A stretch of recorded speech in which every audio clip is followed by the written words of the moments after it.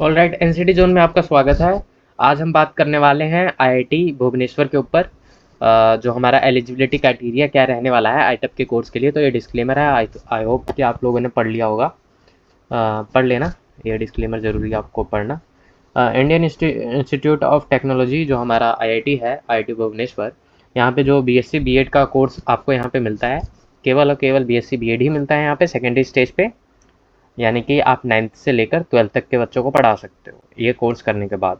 4 साल का integrated course है, ठीक है, टीचर एजुकेशन प्रोग्राम जिसे आईटेप कहते हैं। एलिजिबिलिटी क्राइटेरिया की बात करेंगे जो है बेसिकली ये 2026 से 27 के लिए रहेगा, बट आप किसी और ईयर में देख रहे हो, 2027 से 28 में देख रहे हो तो भी सेम ही रहेगा ऑलमोस्ट। अगर चेंजेस हुए तो मैं आपको अपडेट कर दूंगा। किसी भी ईयर का आप इसे समझ सकते हो, मतलब कि आप इसे ऑफिशियली समझ सकते हो, ठीक है। कुछ चेंजेस हुए तो मैं बता दूंगा। अपडेट्स वगैरह मिलते रहेंगे आपको इस चैनल पे। मिनिमम मार्क्स जो रिक्वायर्ड है क्लास 12th में अनरिजर्व्ड यानी कि general category, OBC category, SC ST और ईडब्ल्यूएस के लिए क्या रहने वाला है वो चीज़ बात करेंगे। आप देख सकते हो। अगर बात करें क्या क्या रहने वाला है, मिनिमम रिक्वायरमेंट क्या रहने वाली है मार्क्स की, आपके परसेंटेज की, एग्रीगेट परसेंटेज की, तो वो कुछ इस प्रकार है। आप देख सकते हो मिनिमम जो मार्क्स रिक्वायर्ड है जो आपके 12th में वो क्या होने चाहिए। ओवरऑल परसेंटेज जो आपका होना चाहिए, यानी कि एग्रीगेट मार्क्स जो आपके कैटेगरी पे डिपेंड करता है। अगर आप जनरल कैटेगरी से आते हो तो कम से कम आपका 60% होना चाहिए। वही ईडब्ल्यूएस का भी 60% है, वही ओबीसी को 55% चाहिए 12th में एग्रीगेट। एससी एसटी और पीडब्ल्यूडी को 50%। ऑलराइट, तो अगर आप इसका ग्राफ देखना चाहो तो कुछ इस प्रकार आपको दिखेगा ग्राफ। यानी कि अगर आप कैटेगरी वाइज देखना चाहो, यूआर यानी जनरल को 60% ऑलरेडी बताया मैंने, ईडब्ल्यूएस का भी 60 और ओबीसी का 55, ठीक है, ओबीसी का 55 और एससी एसटी का 50 और पीडब्ल्यूडी वाले जो हैं उनका 50% एग्रीगेट होने चाहिए, ठीक है। आपके 12th में ये चीज़ होने चाहिए तभी आप एलिजिबल हो, ठीक है, आईटेप का कोर्स आप करना चाहते हो तो। अब एनसीईटी 2026 में अगर आप यहाँ एडमिशन एग्ज़ाम देना चाहते हो तो आपको क्या ध्यान रखना है। सबसे पहली बात कि आपको जो है एनसीईटी के एग्ज़ाम में अपीयर होना पड़ता है और एनसीईटी का एग्ज़ाम 2026 में देना पड़ेगा आपको, ठीक है। और 2025 वाले बच्चे तो ऑलरेडी सेटल हो चुके हैं, तो वो उनका क्लियर है। तो 2026 में आपको पेपर देना पड़ेगा और पेपर एनसीईटी के बारे में पूरा नॉलेज होना चाहिए आपको कि पेपर किस प्रकार होता है। तो उसके लिए आपको वीडियो देखना है जो कि प्लेलिस्ट में आपको मिल जाएगा। एनसीईटी 2026 करके आपको दिखेगा, वो वीडियो देख लेना, जिसमें आपको सभी सब्जेक्ट के बारे में बताया गया है, आपको तैयारी कैसे करनी है वो भी बताया गया है, ठीक है। टोटल 7 सब्जेक्ट आपको चूज़ करने पड़ते हैं और 7 के 7 सब्जेक्ट में आपको अपीयर होना ज़रूरी है। You must appear in all 7 subject. 7 subject क्या क्या हो सकता है आपके। डोमेन हो गए 3, जैसे कि आपका डोमेन क्या होना चाहिए वो भी अभी मैं बताता हूँ आपको। एलिजिबिलिटी क्राइटेरिया का ही पार्ट है वो भी, ठीक है। तो आप एनसीईटी का फुल फॉर्म आपको पता ही होगा, नेशनल कॉमन एंट्रेंस टेस्ट, जो कि एनसीईटी 2026 में आपको देना पड़ेगा। सातों एग्जाम देने पड़ेंगे, सातों सब्जेक्ट, ठीक है। अब सब्जेक्ट क्या क्या है ऑलरेडी मैंने उस वीडियो में बताया, अभी भी बता दूंगा, आप टेंशन मत लो। और एज जो है ना, वो एनसीटी के एग्जाम देते समय तो एज का रिक्वायरमेंट नहीं होता, लेकिन आपको एडमिशन लेते समय एज का रिक्वायरमेंट होता है। तो एज जो है वो वेरी करता है हर साल। जैसे जो है 2026 का अभी मैं यहाँ लिख दिया हूँ, 27 में देख रहे हो तो उसका चेंजेस होगा, बेसिकली 1 साल बढ़ जाएगा। वही देख लेना, यूआर और ईडब्ल्यूएस से आते हो तो आपका जो है जन्म इस डेट का होना चाहिए एटलीस्ट। इस डेट का मतलब कि इस डेट के अकॉर्डिंग ही चलना चाहिए आपका डेट। इससे बाद हो तो फिर मतलब कि आपका मिनिमम एज जो होना चाहिए एलिजिबिलिटी के अकॉर्डिंग, वो इस डेट से ही आपका मेज़र किया जाएगा, यानी कि देखा जाएगा आपका एज। ओबीसी का थोड़ा रिलैक्सेशन मिल जाता है, 1 अक्टूबर 2003 से देखा जाएगा। और एससी एसटी और पीडब्ल्यूडी का 1 अक्टूबर 2001 से देखा जाएगा। यानी कि अगर आप किसी कैटेगरी से आते हो आपको रिलैक्सेशन मिलता है, जो कि हमारा गवर्नमेंट का पॉलिसी है, उसी के तहत होना चाहिए। या तो आपका जन्म इस डेट को हुआ हो या इसके बाद हुआ हो, यानी कि आप you must be born on और आफ्टर द फॉलोइंग डेट्स, ठीक है। आप समझ गए। इस पीपीटी को ध्यान से पढ़ लेना। अगर आपको मेरी बात समझ नहीं आती तो ऑलमोस्ट मैंने पीपीटी में बता रखा है हर एक चीज़, तो आप पॉज करके आराम से पढ़ सकते हो। अगला हम देखते हैं कि सब्जेक्ट वाइज रिक्वायरमेंट क्या क्या है आपका। आपने एग्ज़ाम दिया, ठीक है, और आपने एग्ज़ाम दे दिया, अब आप एडमिशन लेना चाहते हो वहाँ पे, तो आपको जो है क्या चाहिए, आपको वहाँ पे फिजिक्स केमिस्ट्री मैथ, ये 3 ऑप्शन है और साथ में इको भी है वहाँ पे। जो हमारा IIT भुवनेश्वर है यहाँ पे इको भी मिलता है। तो आपको क्या क्या रिक्वायरमेंट है, सब्जेक्ट क्या होने चाहिए आपके पास।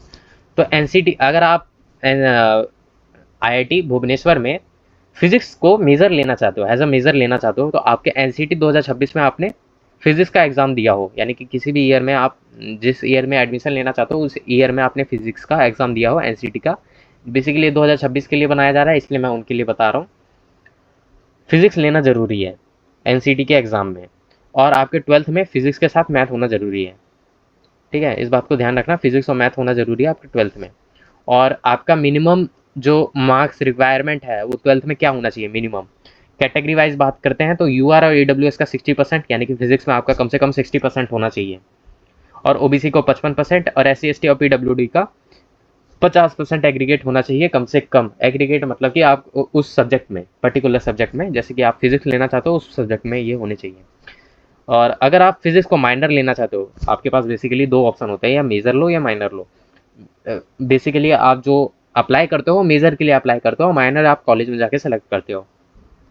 तो माइनर में अगर आप फिजिक्स लेना चाहते हो तो आपके पास 12th में फिजिक्स होना ज़रूरी है और साथ में मैथ होना ज़रूरी है, तभी आप माइनर में फिजिक्स ले सकते हो। इस बात को ध्यान रखना, बिल्कुल अच्छे से बनाया गया है ये PPT, और बिल्कुल अच्छे से समझा रहा हूँ, और बिल्कुल ध्यान से आप एलिजिबिलिटी क्राइटेरिया को समझ लेना, तभी अप्लाई करना, क्या प्रोसेस रहता है पूरा डिटेल में बताया है आपको। आगे बात करते हैं, अगर आप केमिस्ट्री लेना चाहते हो एज अ मेजर, अगर आप केमिस्ट्री को मेजर लेना चाहते हो, NCT के 2000 NCT के एग्ज़ाम में आपने केमिस्ट्री को चुना हो, एग्ज़ाम दिया हो, ठीक है, और साथ में साथ तो सातों सब्जेक्ट देना ही पड़ता है, वो तो बता ही दिया ऑलरेडी मैंने। आपके 12th में केमिस्ट्री होना ज़रूरी है, साथ में मैथ होना ज़रूरी है, इस बात को ध्यान रखना।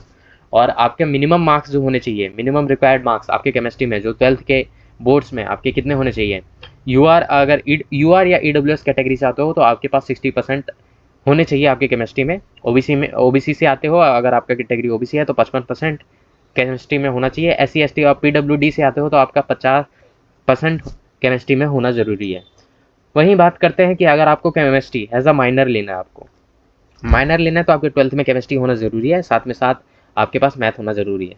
केमिस्ट्री के साथ मैथ बहुत इंपॉर्टेंट चीज़ें हैं, आप इसको ध्यान से समझो। अगला है हमारा मैथ। अगर आपको मैथमेटिक्स एज अ मेजर चाहिए आपको, तो आपने NCT के एग्ज़ाम में या तो मैथमेटिक्स को चुना हो या अप्लाइड मैथमेटिक्स को चुना हो, यानी कि अप्लाइड मैथ या मैथ आपके पास होना चाहिए। NCT के एग्ज़ाम में आपने उसमें एग्ज़ाम दिया हो। NCT के एग्ज़ाम में बेसिकली सब्जेक्ट जो चूज़ करना पड़ता है, उसमें आपके पास ये होना ज़रूरी है। आपके 12th में मैथ होना ज़रूरी है, ठीक है, इस बात को ध्यान रखना। 12th में बस मैथ होना ज़रूरी है, मैथ आप ले सकते हो। और मिनिमम मार्क्स आपके 12th में क्या होने चाहिए मैथ के सब्जेक्ट के लिए, तो मैथ में आपका, अगर आप UR या EWS कैटेगरी से आते हो तो 60% कम से कम होने चाहिए मिनिमम। OBC से आते हो तो मैथ में आपके पास 55% होना ज़रूरी है। SC ST और PWD से आते हो तो 50% होना ज़रूरी है आपके 12th में मैथ के सब्जेक्ट में। फॉर मैथमेटिक्स, अगर आपको माइनर चाहिए तो आपके पास मैथ होना चाहिए 12th, ठीक है, 12th में। ये बेसिकली क्यों लिख रहा हूँ मैं नीचे, क्यों बता रहा हूँ, आप माइनर वाला भी साथ में क्यों बता रहा हूँ, क्योंकि अगर आप केमिस्ट्री लेते हो तो केमिस्ट्री के साथ अगर मैथ चाहिए आपको, तो मैथ में आपके लिए 12th में मैथ होना ज़रूरी है, तभी आप माइनर में मैथ ले सकते हो। इसलिए मैं लिख दिया हूँ यहाँ पे, ताकि आपको कोई दिक्कत ना हो। फॉर एडमिशन इन इकोनॉमिक्स, अगर यहाँ पे इको भी ऑप्शन मिलता है आप लोगों को, तो इको भी बहुत सारे बच्चे अडॉप्ट करते हैं। और आपके जो NCT का एग्ज़ाम है उसमें मैथ या अप्लाइड मैथ होना ज़रूरी है, यानी कि आपने उसका एग्ज़ाम दिया हो और आपके 12th क्लास में मैथ होना ज़रूरी है, तभी आप इको ले सकते हो यहाँ पे। और मिनिमम मार्क्स जो होने चाहिए आपके 12th में मैथ के सब्जेक्ट में, वो सेम उसी प्रकार है जो मैथ का था। UR और EWS का 60% ऑलरेडी सेम है, OBC के लिए 55%, और SC ST और PWD का 50% आपके 12th में मैथ के सब्जेक्ट में होना ज़रूरी है। अगर आप इको को माइनर लेना चाहते हो तो आपके पास 12th में मैथ होना ज़रूरी है। यानी कि बात करें यहाँ पे बायो वाले बच्चे अप्लाई कर सकते हैं, तो हाँ कर सकते हैं, बट उनको एलिजिबिलिटी क्राइटेरिया बिल्कुल ध्यान से देखना है कि कहाँ मैथ चाहिए या नहीं चाहिए। तो अगर ध्यान से इस चीज़ को देखा जाए, मैंने चारों बता दिया, फिजिक्स केमिस्ट्री मैथ, इन सभी में मैथ जो वर्ड है वो आ ही रहा है, यानी कि बायो के साथ अगर आपके पास मैथ है, अब देख सकते हो यहाँ पे भी मैथ आ रहा है, 12th में मैथ होना चाहिए। अगर आपको केमिस्ट्री चाहिए तो भी मैथ चाहिए आपको, वहीं आपको फिजिक्स चाहिए तो भी मैथ चाहिए। तो फिजिक्स में भी मैथ, और केमिस्ट्री में भी मैथ, और मैथ में भी मैथ, मैथ में तो चाहिए, मतलब कि ईको में भी मैथ, यानी कि मैथ वाले बच्चे ही एलिजिबल हैं यहाँ पे, बायो वाले नहीं हैं, इस बात को ध्यान रखना। मेरी पूरी बात को ध्यान से सुनो। अगर आपके पास फिजिक्स केमिस्ट्री मैथ है तभी आप एलिजिबल हो, मैथ के साथ आपके पास बायो है तो भी आप एलिजिबल हो यहाँ पे, ठीक है। और पर्टिकुलर सब्जेक्ट का भी बता दिया मैंने। अब बात करते हैं कि 10+2 में यानी कि 12th में आपका जो सब्जेक्ट होना चाहिए मिनिमम, जो आपका परसेंटेज होना चाहिए, जो मैंने ऑलरेडी आपको बताया क्या होना चाहिए आपका मिनिमम, जो ओवरऑल परसेंटेज जो आपका रहना रहेगा कैटेगरी वाइज, वो सेम है जो ऑलरेडी बताया मैंने आपको URAWS का। आपको पास करना पड़ेगा, 60% कम से कम होने चाहिए तभी आप पास होना ज़रूरी है, इस बात को ध्यान रखना। और OBC के लिए 55% से कम पास होना ज़रूरी है, SC ST और PWD से 50%, ठीक है। मिनिमम ओवरऑल परसेंटेज जो आपके 12th के बोर्ड में होने ज़रूरी है, आपको मीट करना पड़ेगा ये क्राइटेरिया।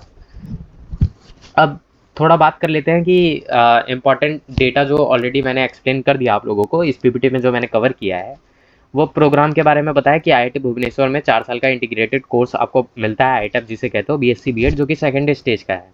एलिजिबिलिटी क्राइटेरिया के बारे में मैंने बात किया, आप लोगों को बताया कि मिनिमम परसेंटेज क्या होने चाहिए आपके 12th में। रिलैक्सेशन मिलता है कैटेगरी वाइज, ऑलरेडी मैंने बताया। एज लिमिट भी है यहाँ पे, तो कैटेगरी वाइज बताया मैंने एज लिमिट। और आप लोगों को बताया कि आपको NCT के एग्ज़ाम में आपको क्या क्या सब्जेक्ट लेना ज़रूरी है तभी आप एलिजिबल हो पाओगे उस सब्जेक्ट के लिए। और सातों सब्जेक्ट में आपको अपीयर होना चाहिए। आपके पास मेजर और माइनर आप क्या क्या ले सकते हो, तो फिजिक्स केमिस्ट्री मैथ ये ले सकते हो, इको भी ले सकते हो, 4 सब्जेक्ट यहाँ पे आपको मिलता है। आप माइनर या फिर मेजर आप इन चारों में से ले सकते हो। Marks required in the subject specific, जो कि क्लास 12th में है, क्या आपके मार्क्स होने ज़रूरी हैं वो भी मैंने आपको इस PPT में बता दिया।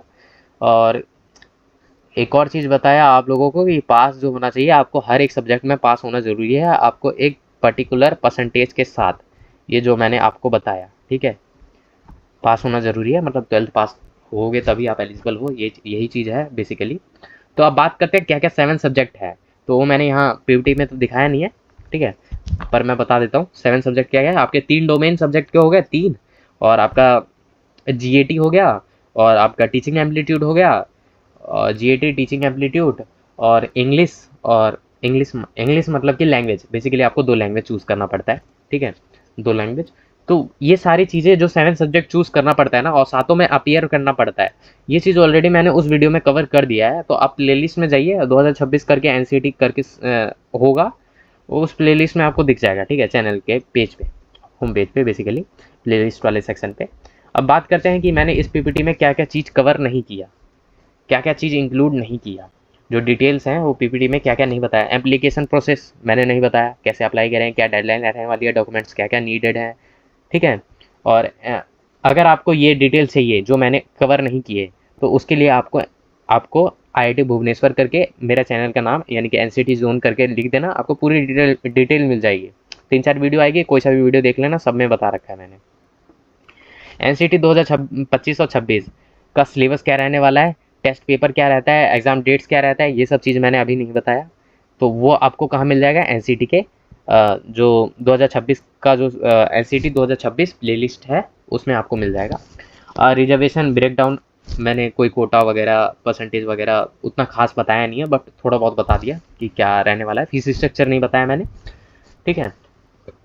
प्रोग्राम से रिलेटेड कुछ खास नहीं बताया, बस बोला कि BSc BEd मिलता है सेकंड स्टेज पे, मेजर माइनर क्या मिलता है, ये इतना बता दिया, काफ़ी है। सीट इंटेक के बारे में भी नहीं बताया, तो ऑलमोस्ट 50 सीटें हैं, ये इतना जान लो। और किस तरीके से है डिस्ट्रीब्यूशन, वो ऑलरेडी आप लोगों को उस वीडियो में मिल जाएगा। अगर आप मेरी किसी भी वीडियो को देख लेते हो IIT भुवनेश्वर वाले को, तो उसमें मिल जाएगा। बेसिकली रजिस्ट्रेशन वाला देख लेना, या फिर जो भी आपको वीडियो मिले वो देख लेना। काउंसलिंग प्रोसेस के बारे में भी नहीं बताया, वो ऑलरेडी मैं, ये सारी चीज़ें जो है ना, ये आपको कब जानना है, अभी नहीं जानना। आपको कब जानना है, जब ये आप एग्ज़ाम दे दोगे उसके बाद ये प्रोसेस है, तो तब तक मैं वीडियो बना दूंगा एग्ज़ाम देने के बाद। अभी तो काफ़ी टाइम है, इसलिए ये चीज़ नहीं बताया इस PPT में।